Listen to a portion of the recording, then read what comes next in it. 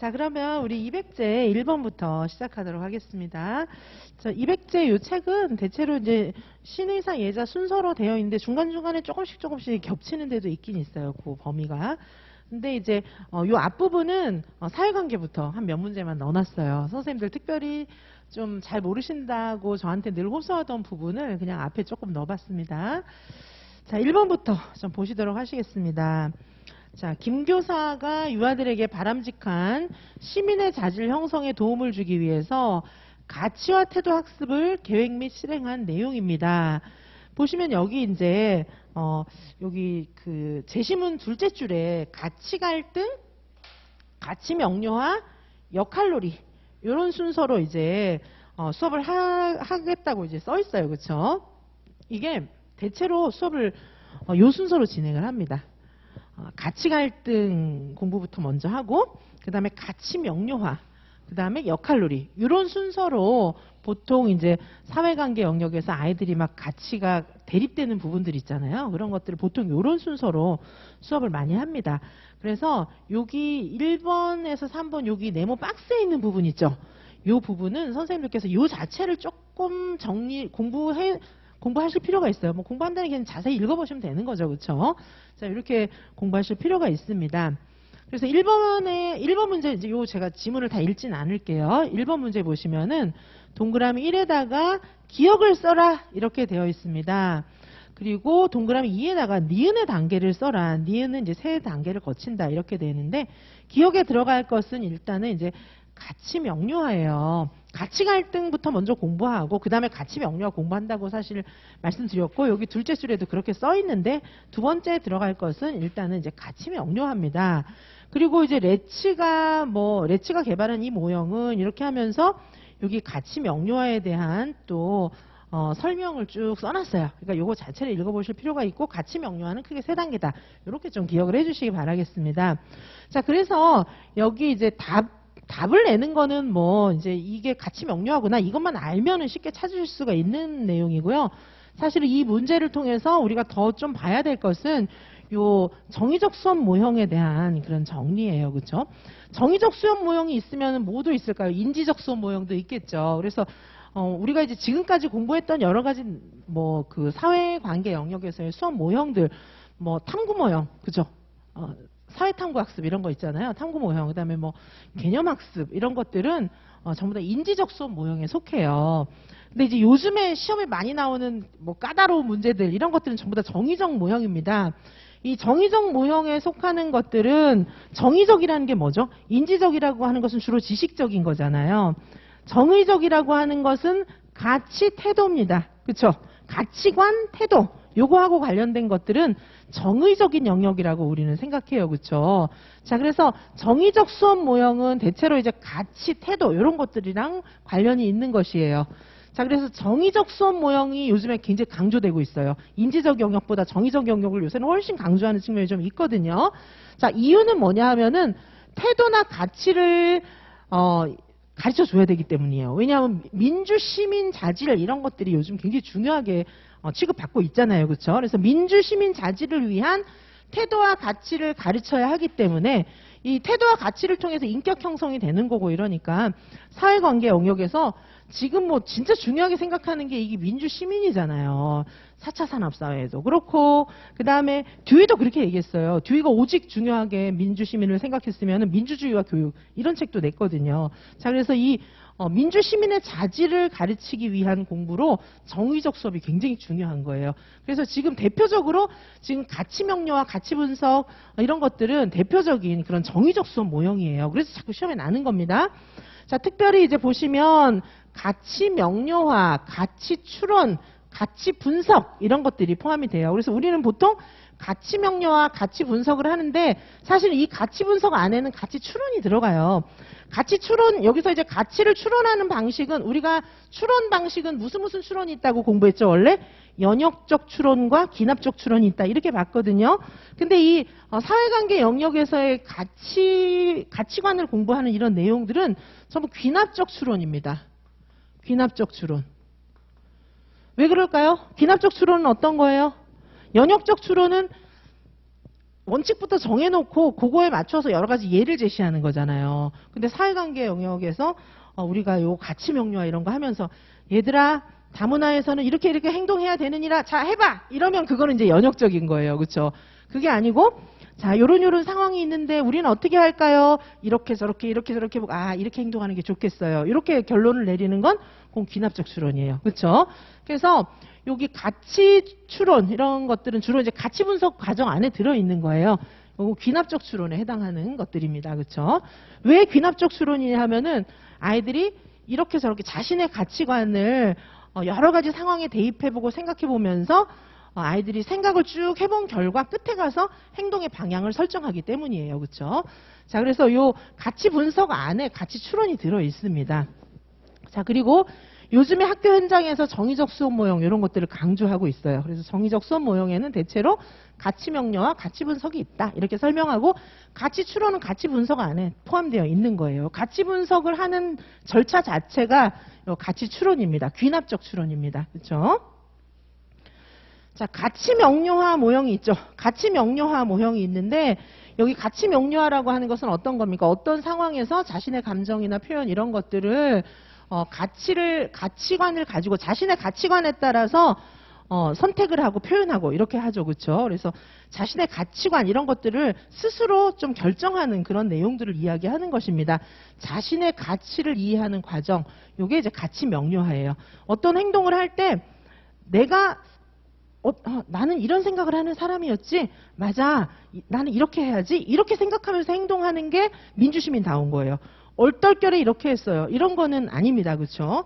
자, 그래서 자신의 가치를 이해하는 과정, 요게 이제 가치 명료하고, 자, 가치 명료화는 개인이 일단 가치를 선택해요. 개인이 가치를 선택하는 것입니다. 선택하고 그 다음에 이 선택한 가치를 소중하게 여기면서 선택한 가치에 따라서 행동하는 거예요. 이게 뭡니까? 선택한 가치를 소중히 여긴다는 게 이제 뭐 너무 소중해 뭐 이런다기보다는 내가 진짜 선택한 거예요. 내가 좋아서 선택했다 이 얘기예요. 그렇죠? 그렇게 하면서 내가 진짜 생각을 가지고 이제 선택을 한 거거든요. 그러면서 아이들한테 발표도 하고 나는 말이야 이게 이래서 좋아. 난 이건 이래서 나빠. 난 그래서 이렇게 할 거야. 이렇게 이제 얘기도 하고 실제로 실천하고 이런 거예요. 그렇죠? 자, 그렇게 하면서 가치 명료화를 하게 되면 이제 얘가 행동의 일관성이 생기게 되는 겁니다. 그렇죠?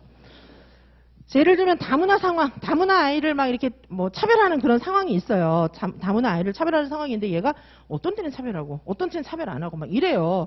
그거는 얘가 가치 명료화가 안 돼 있는 거예요. 그렇죠? 그냥 우연히 그냥 이때는 뭐 얘가 좋으니까 다문화를 뭐 차별하지 말아야겠다 이런 생각을 한 게 아니라 얘는 친하니까 얘는 안 친하니까 지금 이 장난감이 재밌으니까 뭐 이런 식으로 생각해가지고 다문화를 차별 안 한 거 그거는 합리적인 행동을 한 게 아니에요. 가치 명료화가 돼 있는 게 아닙니다. 그렇죠?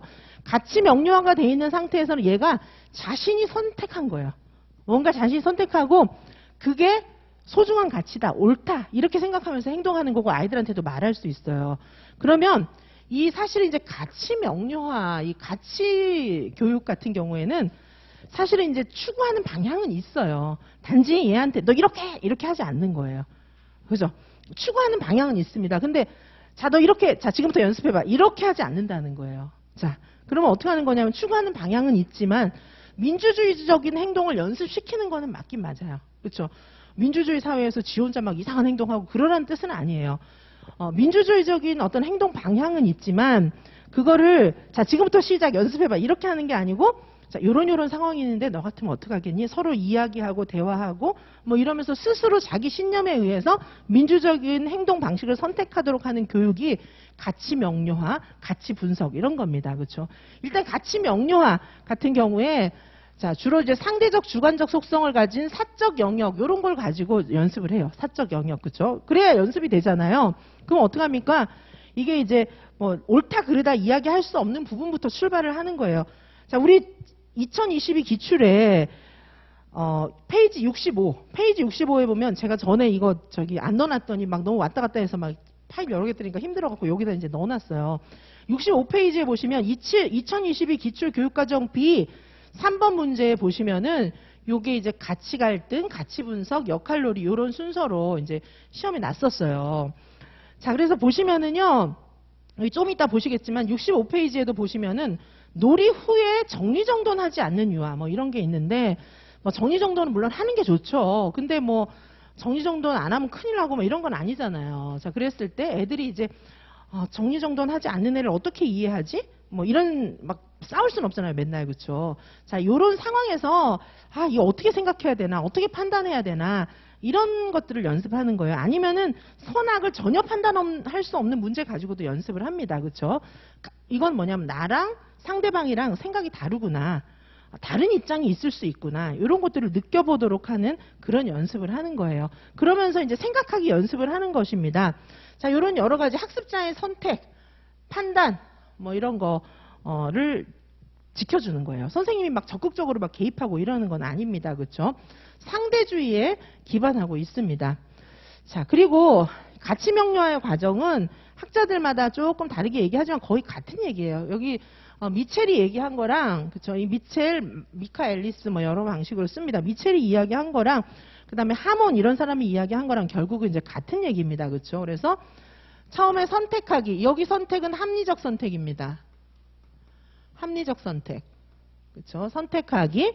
그 다음에 선택을 소중히 여기기. 그 다음에 행동하기. 이렇게 이제 세 개의 과정으로 설명하고 있어요. 사회관계의 영역에서 선택은 전부 합리적 선택이에요. 그냥 마구잡이로 선택하는 걸 연습할 필요가 없어요. 합리적으로 선택하는 건데, 합리적 선택이라고 하는 것은 여러 가지 대안들이 있을 때 내가 이거는 왜 좋고 이거는 왜 나쁘고 이렇게 생각하면서 딱 나의 어떤 이성적인 판단에 의해서 대안 2를 선택한다. 대안 3을 선택한다. 이렇게 결정하는 거예요. 그죠? 그게 이제 선택을 하는 거거든요. 근데 내가 선택한 게 진짜 다문화적인 가치를 존중해 주는 거야. 뭐 이런 생각을 할 수 있게 되면 즐거워하면서 소중히 여기겠죠. 나 정말 선택 잘했어. 이렇게 생각하겠죠. 그렇죠? 그리고 공개적으로 발표를 할 수도 있습니다. 발표를 시켜요. 일부러 의도적으로. 그렇죠? 발표하게 많이 합니다. 발표식 수업으로 많이 해요. 그렇죠? 자, 그리고 행동하는 거예요. 주변에서 자꾸 이렇게 잘했구나 칭찬도 해주고 격려해주고 뭐 그럴 필요가 있어요. 그러면 일관성 있는 행동을 하게 되겠죠. 선택하기, 선택을 소중히 여기기, 행동하기 이렇게 가면서 굉장히 일관성 있는 행동 패턴이 만들어지는 거예요. 다문화적인 그런 상황 속에서 올바른 선택을 하고 행동할 수 있는 그런 태도가 길러지는 것입니다. 미첼스도 비슷하게 얘기했어요. 선택하기, 만족하고 격려받기, 행동하기 이렇게 이야기했습니다. 자, 비슷한 겁니다. 그죠? 그렇게 생각을 해주시고요. 자, 그 다음에 이제 가치 분석 모형은 일단 이제 가치 갈등 상황이 이제 어느 정도 습득이 되면 가치 갈등 상황이 이제 어느 정도 정리가 되면 그 다음에 가치 분석을 할 수가 있어요. 그렇죠? 그래서 가치 갈등 상황을 정리하는 과정에 이제 가치 명료화 이런 이제 사고의 과정이 필요한 것이고 가치 명료화가 되면서 가치 분석을 해볼 필요가 있는 거예요. 가치 분석은 주로 이거는 이제 토의식 수업 이런 것들을 통해서 이루어집니다. 함께 토의, 토론 뭐 이런 것들을 통해서 결정을 하게 돼요. 입장이 다 다르거든요. 애들마다 입장이 다 다른 걸 가지고 서로 이야기해보는 거예요. 자, 그래서 여기서는 추론을 통해서 합리적인 가치 판단을 하는 거예요. 근데 추론을 자기 혼자 하지 않고 대체로 친구들하고 같이 하죠. 아까도 말씀드렸지만 여기서 추론은 귀납적 추론입니다. 연역적 추론은 아까도 말씀드렸지만 이거는 좀 민주적인 방식이 아니에요. 자, 선생님이 규율적 해줄게. 첫째 뭐, 둘째 뭐 이대로 해라. 뭐 이런 게 이제 연역적인 거예요. 귀납적인 거는 이제 그게 아니고, 그죠? 아이들이 결론을 도출하는 겁니다. 자, 그래서 이제 합리적인 가치 판단 능력 이런 것들이 있어야 되는데 이게 이제 없을 경우에 이게 이제 엉망진창이 될 수도 있다. 뭐 이런 단점은 있지만 일단 연습해 볼 필요는 있어요. 자, 그래서 가치 분석 모형은 이렇게 이제 볼 수가 있습니다. 그렇죠? 요 단계를 좀 기억을 해주시고요. 가치 확인, 그 다음에 가치 비교와 대조, 그 다음에 감정 탐색, 요 지금 선택된 상황에 대해서 어떻게 느끼는지 아이들이 이야기를 해보고, 그 다음에 가치 판단을 분석할 때는 어떻게 해야 됩니까? 증거를 중심으로 해서, 그래서 여러 가지 증거를 중심으로 그냥 증거라고 하는 것은 뭐 진짜 들이대는 그런 증거뿐만이 아니라 논리적인 증거도 다 포함돼요. 아이들하고 같이 이야기하면서. 자, 그 다음에 가치를 분석하면 이제 이거 두 개는 상충된다. 뭐 이런 거, 이거 두 개는 좀 서로 맞지 않다. 이런 것들이 있잖아요. 그러면은 이제 같이 갈등을 분석하는 거죠. 이건 뭐냐면 민수의 입장하고 영수의 입장이 다르구나. 이런 얘기일 수도 있어요. 그렇죠? 그러면 민수의 입장이 좋은 점, 나쁜 점. 그 다음에 영수의 입장이 좋은 점, 나쁜 점. 이렇게 해가지고 그럼 우리가 민수 입장 중에서는 요거를 받아들이고 영수 입장 중에서는 요걸 받아들여서 요 실천 방안을 이렇게 수정하자. 이렇게 얘기할 수 있는 거예요. 그렇죠? 그 다음에 이제 끝에 가서 자신의 가치를 검증하면서 새로운 그런 어떤 방향을 설정하게 되는 것입니다. 자, 가치 분석 모형을 시필트가 얘기한 게 있고, 그 다음에 이제 우리나라의 박상준 교수가 얘기한 게 있어요. 근데 요거는 외우시고요. 요 단계를 외우시고요. 이 박상준 교수 거는 그냥 요 각 단계를 좀 그냥 한번 읽어봐 주시면 좋을 것 같아요. 훨씬 쉽게 이렇게 정리가 되어 있으니까 한번 읽어봐 주시면은 가치 분석이라는 게 뭔지 이해하시는 데 도움이 될 거예요. 이 절차를 굳이 외울 필요는 없을 것 같아요. 그렇죠? 보시면서 이렇게 익혀주시기 바라겠습니다. 보통 우리나라 선생님들이 쓴 내용 같은 경우는 시험에 절차를 명확하게는 내지 않고 이렇게 두리뭉실하게 내는 경우가 좀 있긴 하더라고요. 그렇죠? 그래서 요거 한번 거의 같은 얘기입니다. 그래서 한번 읽어봐 주시기 바라겠습니다.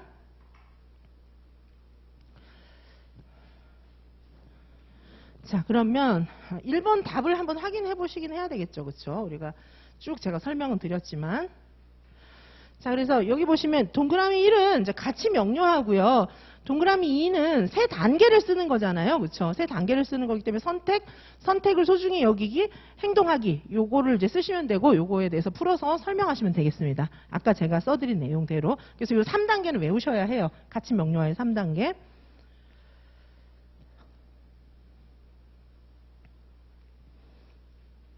자, 다음에 2번 보실게요. 2번. 위의 사례에서 동그라미 1, 김 교사가 세 번째 단계에서 적용하기로 한 디귿을 설명하고 세 번째 단계에서는 역할놀이 모형을 적용하기로 했어요. 이 모형이 사회관계 영역에서 유아들에게 어떤 도움을 줄 수 있는지 설명하시오. 이렇게 되어 있는데요. 자, 요거 아까 이제 문제에서도 보셨잖아요. 기출에서. 그죠? 다음 페이지에 보면 기출에 요거 놨던 거 제가 여기다 실어놨는데요. 보면 2022 기출에 보시면은요. 요 디귿이 뭔가 요거를 묻는 문제였어요. 그쵸? 디귿이 뭔가 요거를 묻는 문제인데 요게 이제 상황극, 사회극놀이, 연극놀이 요게 다 답이 돼요. 그쵸?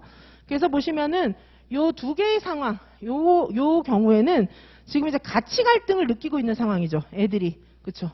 가치 갈등을 느끼고 있는 상황이에요. 아니, 나는 정리를 했으면 좋겠는데 얘네들은 맨날 정리 안 하는데 뭐야 막 이렇게 생각하는 거죠. 정리 안 하는 애들도 나름대로 이유는 있어요. 그렇죠? 나중에 그거 또 쓸 거기 때문에 안 넣어놓는 거고 뭐 그런 이유가 다 있는 거거든요. 제가 정리를 잘 안 하기 때문에 알아요. 좀 이따 뺄 건데 뭘 또 넣나 이런 생각이 드는 거거든요. 자, 그래서 여기 근데 정리하는 사람들은 좀 이따 빼더라도 당장 넣어야 되는 거예요. 그렇죠? 자, 그래서 입장이 다르다는 거를 이제 가치 갈등을 여기서 이제 한번 같이 얘기해 보면서, 그렇죠? 나는 이렇게 생각했기 때문에 이런 행동을 했어. 얘는 이렇게 생각했기 때문에 이렇게 행동했어. 같이 얘기를 좀 해볼 필요가 있는 거예요. 그렇죠? 함께 얘기를 해볼 필요가 있어요. 함께 얘기를 하다 보면 상대방의 가치, 나의 가치, 굉장히 다르구나. 이런 것들을 알 수 있는 거예요. 가치 갈등을 하고, 가치 갈등에 대해서 이제 이야기해보고, 그 다음에 이제 요것이 어느 정도 되면, 그 다음에 이거는 뭡니까? 가치 분석이에요. 보통 가치 분석은 아까 시필트가 얘기했던 그런 단계를 거치면서 가치를 분석하는데 보통 이제 토의 활동 가지고 많이 합니다. 토의 활동 가지고 얘기를 해보는 거예요. 그래서 아이들이 이 문제가 뭔가요? 이제 문제에 대해서 서로 분석해보고 그다음에 서로의 감정도 이야기해보고 이렇게 하면서 이건 왜 좋고 왜 나쁘고 이제 증거를 들이대면서 이야기해보고 뭐 대안도 선택하고 이렇게 했지만은 잘 모르겠는 거예요. 왜냐하면 나는 하여튼 정리하는 게 좋거든요.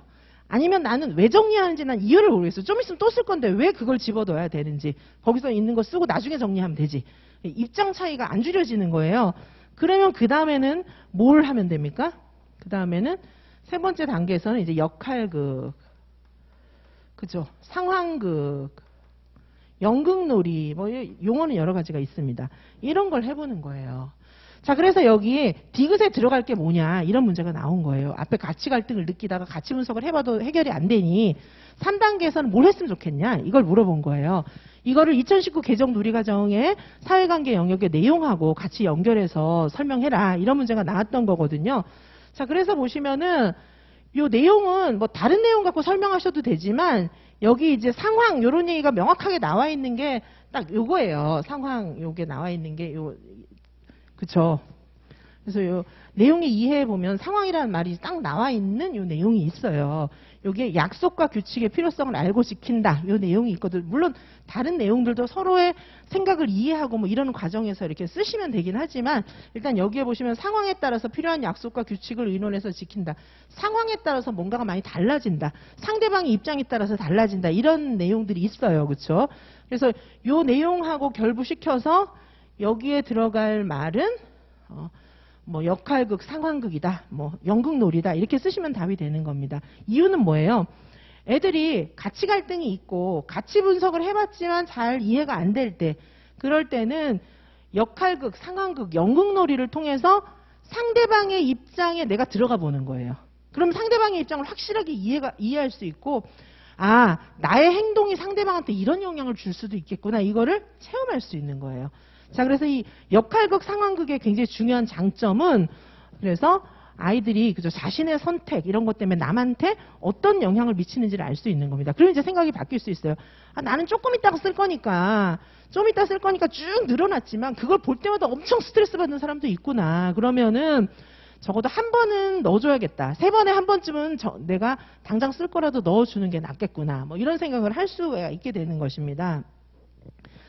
자, 2번 문제로 이제 다시 돌아가서 보시면, 자, 이 역할놀이 모형을 이제 어떻게 하기로 했어요? 김 교사가 처음에는 가치 갈등 모형을 수업에 적용했어요. 그쵸? 여기 박스에 보시면은. 그래서 아이들한테 이야기 나누기, 토론 시간 이런 것도 주고 왜 그걸 선택했는지 이제 애들이 좀 다문화 상황 속에서 이해를 잘 못하니까 왜 그걸 선택했는지 얘기해 보도록 했어요. 가치 갈등 모형을 적용해 본 겁니다. 그렇죠? 그 다음에 두 번째로는 이제 가치 분석 모형을 적용했어요. 그래서 애들이 어떤 게 더 좋은지 대안을 도출하고 뭐 이런 식으로 좀 생각을 해보기로 한 거예요. 그렇죠? 그래서 절차에 따라서 토론하고 생각해 보기로 했습니다. 그 다음에 마지막으로 이제 역할놀이까지 하면 이제 확실하게 자신의 가치관도 결정이 되고 행동할 수 있는 그런 능력까지 생기게 되는 것이죠. 자, 그래서 여기 동그라미 1번, 2번에 동그라미 1번에 보시면은 김 교사가 3번째 단계에서 적용하기로 한 디귿, 역할놀이 모형이 뭔지 그거를 좀 설명해 보라는 것이죠. 자, 역할놀이라고 하는 것은 무엇이냐 하면 이게 이제 여러 명의 유아들이 다른 사람의 감정, 태도, 생각 이런 것들을 표현해 보게 하는 거예요. 그렇죠? 그래서 다른 사람의 입장에 서서 상황을 생각해 볼 수 있는 겁니다. 자, 그래서 자신의 행동이 타인의 행동에 어떤 영향을 미치게 될지 깨닫게 하는 거예요. 그래서 여기서는 이제 굉장히 다양한 상황이 있구나. 상황이 굉장히 다양할 수 있구나. 이걸 느낄 수 있어요. 그 다음에 다른 사람의 입장. 그죠? 다른 사람의 입장을 이제 공감할 수가 있어요. 그죠? 다른 사람의 입장을 느낄 수 있습니다.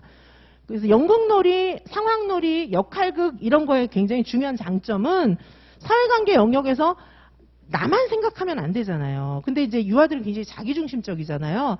나만 생각하면 안 돼. 아무리 남 입장을 설명해도 잘 몰라요. 근데 역할극을 해보면 아, 이런 상황이 있구나. 이걸 체험하는 거예요. 그리고 다른 사람의 입장도 진짜 느끼는 거예요. 그러면 아, 이렇게 하면 안 되겠구나 이런 생각을 할 수 있게 되는 겁니다. 그래서 상황을 느낄 수 있고 여러 상황이 있다는 걸 느낄 수 있고 그 다음에 다른 사람의 입장이 나랑 굉장히 다를 수 있다는 걸 느낄 수 있게 되는 거예요. 자, 이해 가시죠? 이런 목적 때문에 사실 역할놀이를 하는 겁니다.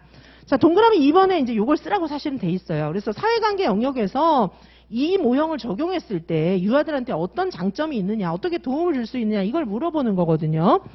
자, 보시면은 역할놀이 과정에서 이제 뭐 이 두 개가 다 답이 됩니다. 그렇죠?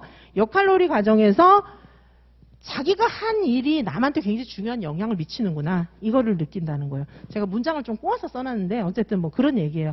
내가 한 일이 남한테 굉장히 영향을 미쳐서 나 때문에 남이 되게 속상하거나 되게 좋거나 이럴 수 있구나.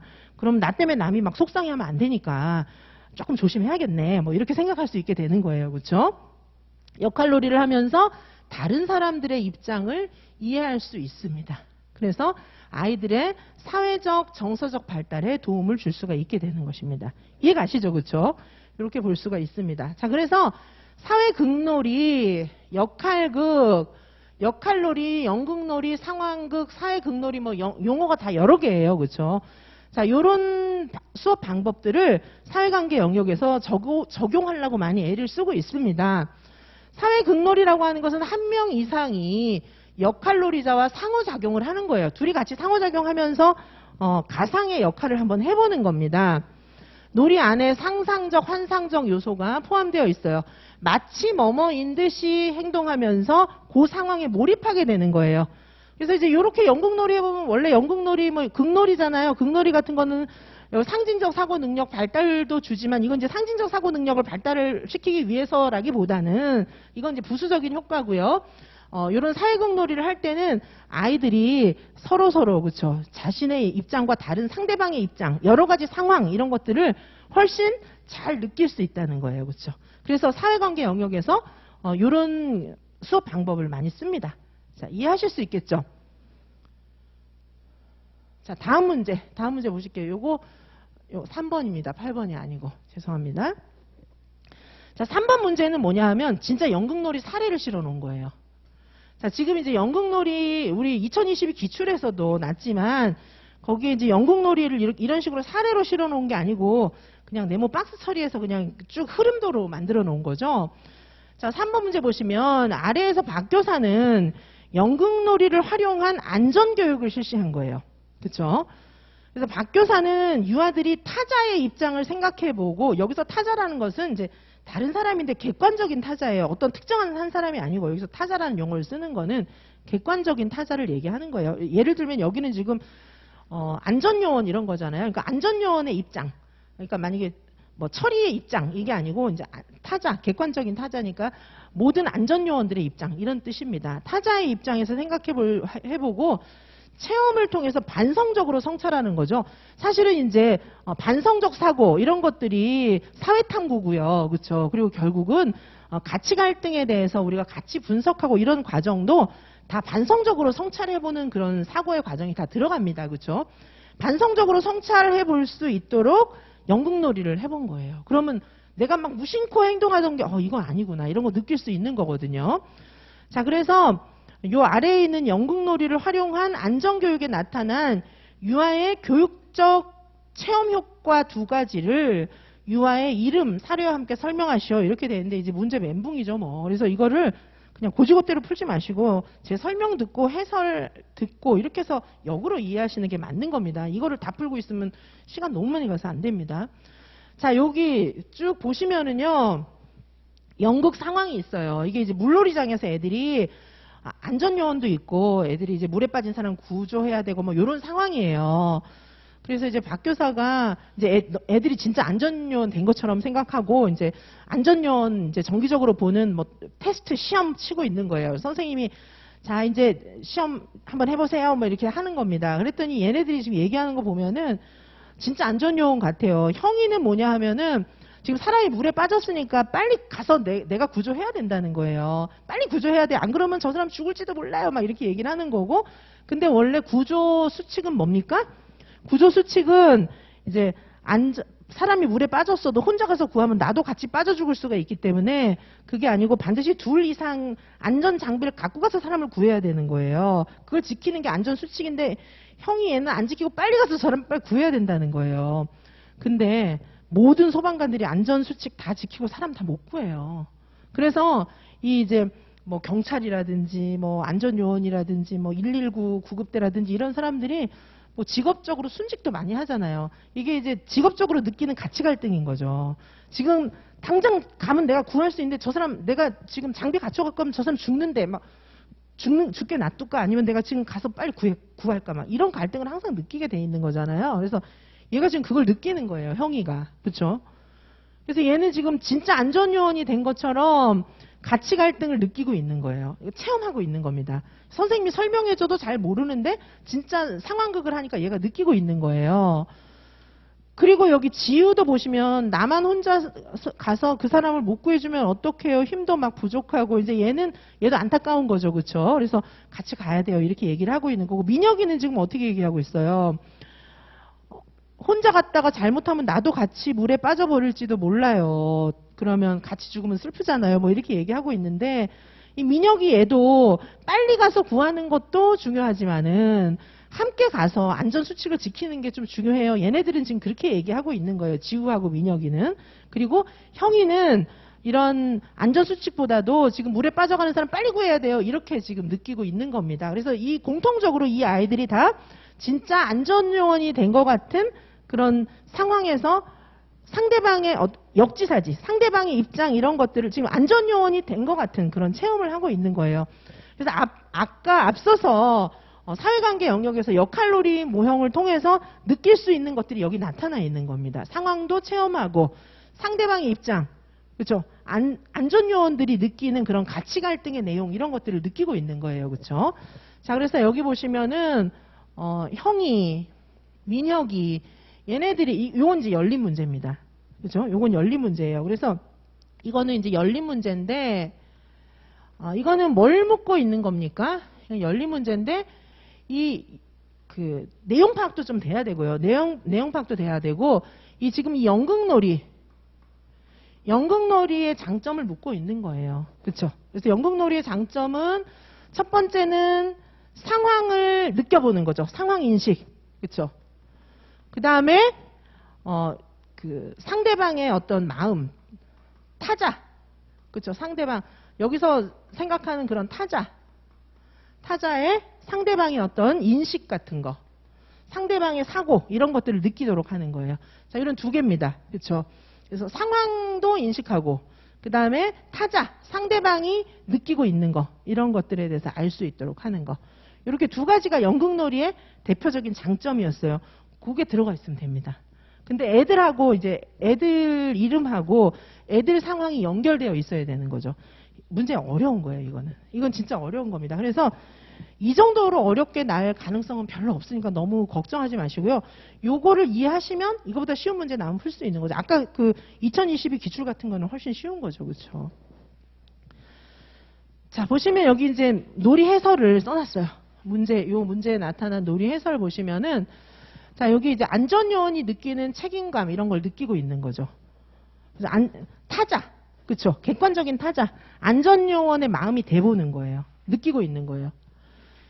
자, 그래서 안전요원은 아까도 말씀드렸지만은 안전요원이 느끼는 대표적인 갈등 두 가지. 내가 안전하게 가서 구조할까? 막 지금 죽어가는 사람 빨리 살릴까? 이건 항상 그렇죠. 구조 상황에 가면 맨날 느끼는 대표적인 도덕적 갈등이죠. 그분들은 그렇죠. 그거를 느끼는 거예요. 자, 그래서 유아들이 자신이 다른 존재로 타자화되었어요. 타자화되었을 때 이 타자화를 시키기 위해서 지금 아까 정리정돈 하는 애랑 안 하는 애가 서로 타자화가 되어 보면 그렇죠. 상대방의 입장을 인식할 수 있는 거거든요. 그래서 타자화 이런 거는 좀 어려운 단어이긴 하죠. 근데 알고 나면 굉장히 편리해요. 타자화 이렇게 쓰면 긴 문장이 다 설명이 되긴 하죠. 그렇죠? 그래서 여기 보시면 다른 사람의 입장을 느낄 수 있는 거예요. 아까 기출에서 정리정돈 나는 하는 애예요. 근데 연극놀이를 해보면 안 하는 애의 마음이 이해가 간다. 이래서 안 하는구나. 그래, 좀 이해가 돼. 뭐 이렇게 생각할 수 있으면 갈등이 훨씬 줄어듭니다. 그렇죠? 자, 그래서 자신들이 다른 존재로 타자화된 거예요. 그래서 이 경우에는 연극놀이를 해보면 어떻게 됩니까?